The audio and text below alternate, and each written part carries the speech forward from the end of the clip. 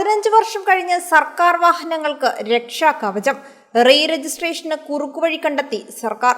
കാലാവധി പൂർത്തിയായ സർക്കാർ വാഹനങ്ങളുടെ രജിസ്ട്രേഷൻ പുതുക്കാൻ വഴി കണ്ടെത്തി മോട്ടോർ വാഹന വകുപ്പ്.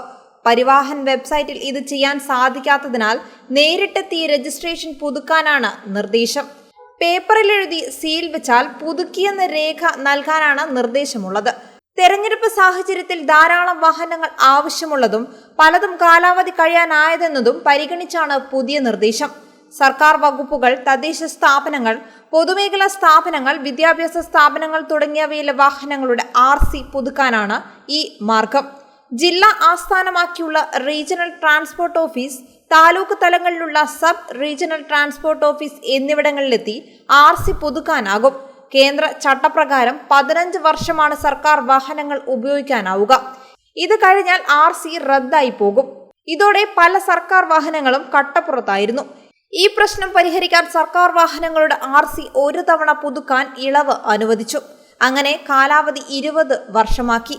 എന്നാൽ ഈ നടപടിക്രമം കേന്ദ്ര ഉപരിതല ഗതാഗത മന്ത്രാലയത്തിന്റെ പരിവാഹനിൽ കൃത്യമായി നടപ്പാക്കാനാകാതെ സാങ്കേതിക തടസ്സം നേരിട്ടു. ഇതോടെയാണ് മോട്ടോർ വാഹന വകുപ്പ് പുതിയ വഴി കണ്ടുപിടിച്ചത്.